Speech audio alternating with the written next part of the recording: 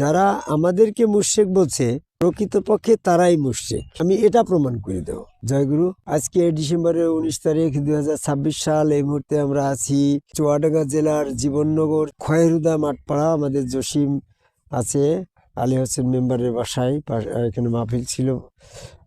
আমরা আমাদের সাথে যশোর থেকে রাসেল আসছে। একটা বিষয় বলতে চাচ্ছি, বর্তমানে আমাদের বেশভূষণ দিকে এক শ্রেণীর মানুষ বলছে যে এরা সব শিরকের ভিতরে আছে, এরা মুশরিক, এদের সঙ্গ ধারণ করা যাবে না।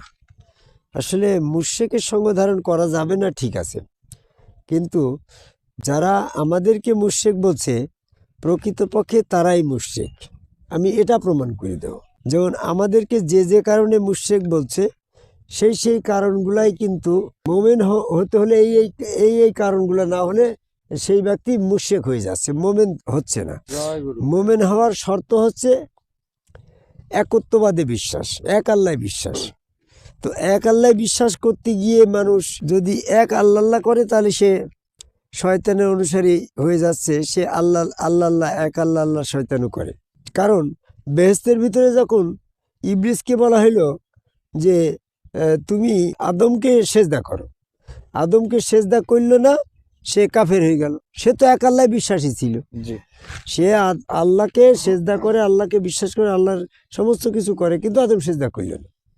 তাহলে আদম সেজদা করাটাকে সে শিরক মনে করল। তাহলে আমরা আদম সেজদা করি, ওরা শিরক মনে করছে, তাহলে ওরা ইবলিস। তাহলে আমরা আদম সেজদা করি, আমাদেরকে মুশরিক বলছে, শিরক বলছে। এটা শিরক না হওয়ার কারণটা কি? যে পদ্ধতিতে ফেরেশতারা আদমকে সেজদা করল, সেই পদ্ধতিটা ছিল যে আদমের রূপটা আল্লাহর, তার ভিতরে আল্লাহ পাকের হুকুম প্রতিনিধিত্ব এবং আল্লাহ পাকের খেলাফত, আল্লাহর রুহ।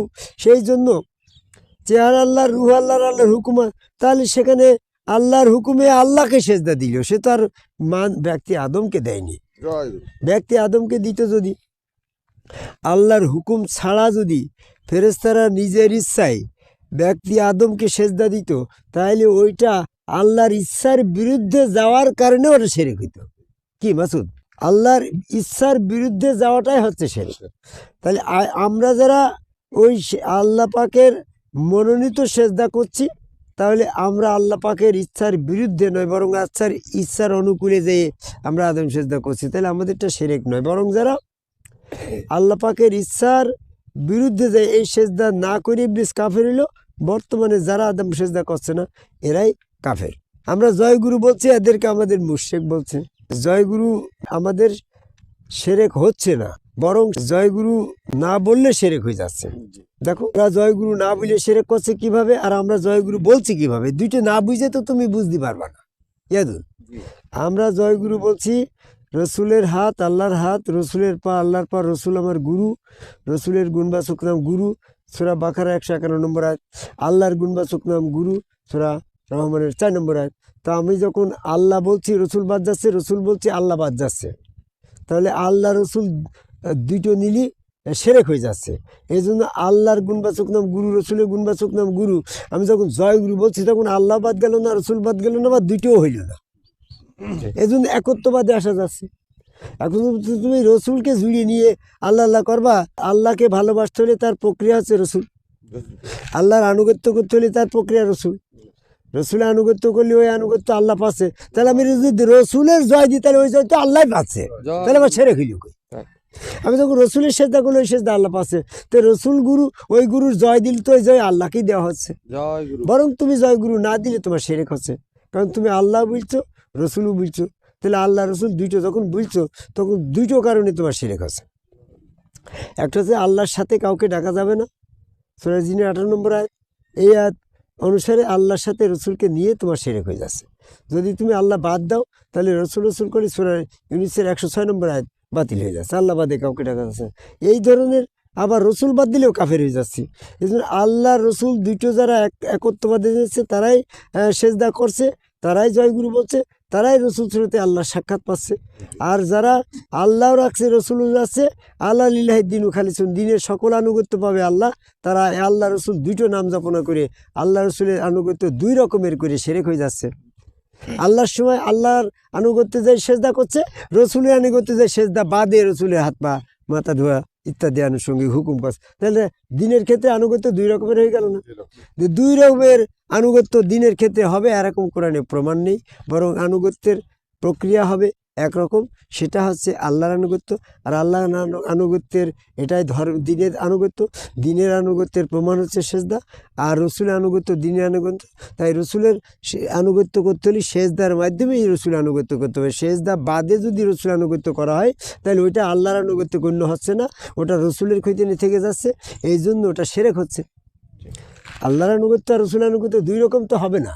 যদি দিনটা দুই রকমের হতো তাহলে আল্লাহর আনুগত্যে সেজদা, রসুল আনুগত্যে সেজদা নাই, এই ধরনের একটা দিনই ব্যবস্থাপনা কোরআন অনুমোদন দিত। কিন্তু কোরআন তো এটা অনুমোদন দেয় না। কোরআনের অনুমোদন হচ্ছে সমস্ত দিনের মালিক আল্লাহ। এই দিন দিবসের, বিচার দিবসের মালিক, দিনের মালিক যদি আল্লাহ, তাহলে আল্লাহ পাকের আনুগত্যে সেজদা, ওই সেজদাটা আমার রসুল আনুগত্যের সময় থাকা লাগবে। তাহলে আমি আল্লাহ রসুলের আনুগত্য করতে গিয়ে যারা সেজদা করছে তারা একত্ববাদ, যারা সেজদাবাদের রসুল আনুগত্য করছে তারা শিরক করছে। আর যারা আল্লাহ রসুল বলছে তারা দুই নাম বলার কারণে সূরা জিনের 18 নম্বর আয়াত অনুসারে শিরক হয়ে যাচ্ছে। এই জন্য আমরা যারা মোষ রাখিছি, এরা বলছে তুমি মোষ রেখে এটা হিন্দু হয়ে গেছো।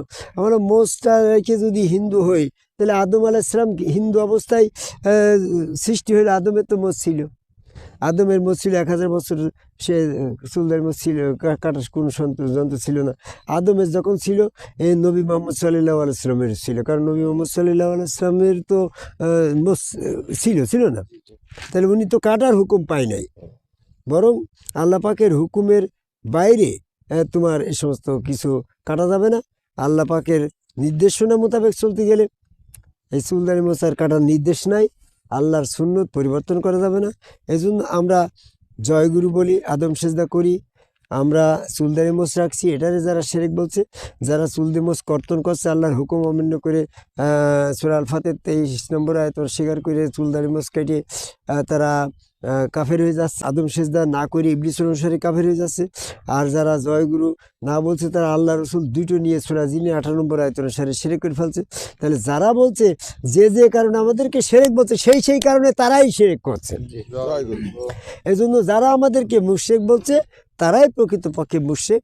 আর যারা আদম কাবাই আল্লাহকে সেজদাকারী একজন সম্মুখ রসুলের কাছে বায়াত গ্রহণ করে হাত আল্লাহর পা আল্লাহ চেয়ার আল্লাহর ভিতরে আল্লাহ বিশ্বাস করে একত্ববাদে নিয়ে সে আল্লাহকে সেজদা করছে, তারা সকল শিরক থেকে মুক্ত পাইছে, তারাই হচ্ছে মুমিনের পরিচয় দিচ্ছে। আর যারা সেজদা থেকে বিরত থাকছে এরা কাফের।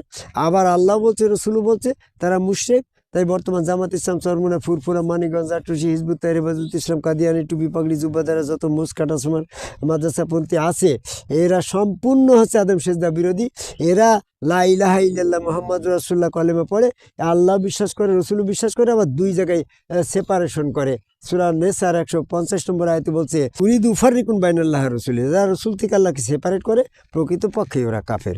এই জন্য মুশরিক আর কাফের তাদের পরিচয়। যারা আদম সেজদা না করছে তারা কাফের, যারা লা ইলাহা ইল্লাল্লাহ মুহাম্মাদ রাসূলুল্লাহ দুইটা জায়গায় পড়ছে তারা মুশরিক। আর একত্ববাদে আনার জন্য রসুলের হাত আল্লাহর হাত, রসুলের পা আল্লাহর পা, রসুল সুরতের ভিতরে আল্লাহ বিশ্বাস করে সেখানে রসুল সুরতে রসুলের জয়গুরু দিয়েই একত্ববাদে আসার উপায়। এই পথে না এসে যারা আমাদেরকেই মুশরিক বলছে তারাই মুশরিক। মুশরিকের দল পরিত্যাগ করে আদম কাবায় সেজদাকারী করার আহ্বান করে আমার কথা শেষ করে জয়গুরু।